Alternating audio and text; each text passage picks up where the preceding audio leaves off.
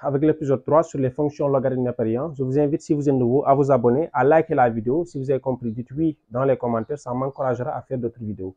Donc, on va voir quelques propriétés. Mais avant de commencer, je vous rappelle pour ceux qui veulent s'inscrire à nos cours en ligne, je vous rappelle que l'inscription, c'est toujours en cours de la 3e à la terminale. Ce sont des cours en ligne en maths, PC et SVT, n'est-ce pas? Donc, vous avez 6 heures de séance par semaine en maths, PC et SVT, de la 3e à la terminale. L'inscription, ce n'est rien d'autre qu'à 1900 francs.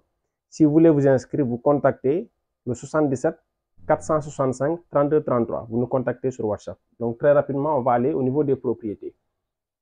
Donc, les propriétés nous disent que pour tout A et B strictement positif, donc pour tout réel A et B strictement positif, on a quoi? Que ln de A est égal à ln de B si et seulement si A est égal à B. Vous voyez? Ça veut dire quoi? Que si vous avez ln de A égale ln de B, ça veut dire que ce petit A il est toujours égal à petit b. Autrement dit, si vous avez ln de x est égal à ln de x carré, ça signifie que x c'est forcément égal à x carré. Vous voyez, c'est tout ce que ça signifie. Donc si et seulement si. Vous voyez, ln de A supérieur ou égal à ln de B, si seulement si A est supérieur ou égal à B. N'est-ce pas? Donc ça veut dire quoi? Que ln de 8x, par exemple, est supérieur ou égal à ln de 9x carré. Ça c'est si et seulement si 8x est supérieur ou égal à 9x carré. Vous voyez?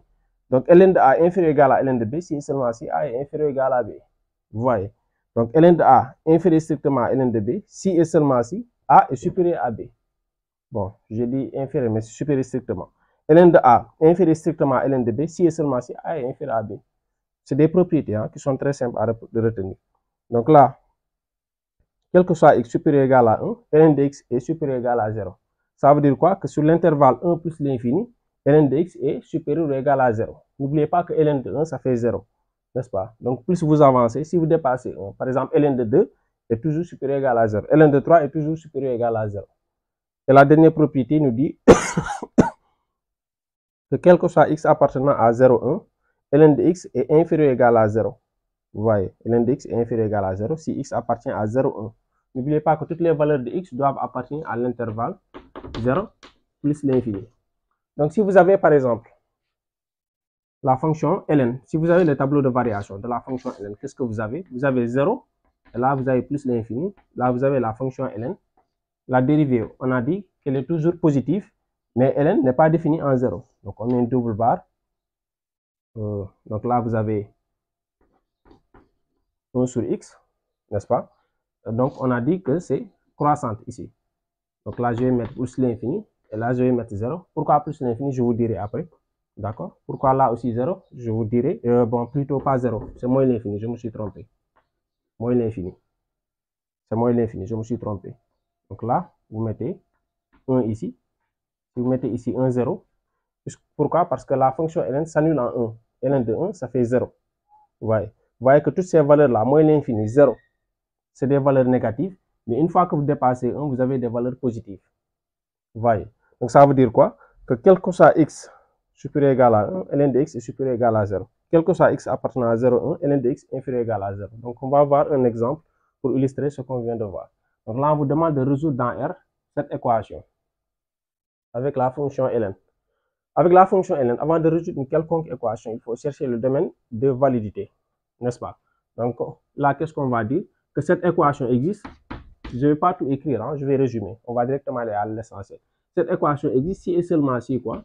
X plus 1 est strictement positif et quoi? X carré moins 1 est strictement positif. Ça, c'est le domaine de validité. Avant de résoudre l'égalité, vous déterminez d'abord le domaine de définition. Il faut que ce qui est dans la parenthèse soit positif de part et d'autre. D'accord? Donc ça signifie quoi? Il faut que x soit x plus 1 positif si x est supérieur à moins 1. Et x carré moins 1 est positif si et seulement si x appartient à l'intervalle moins l'infini moins 1 union 1 plus l'infini.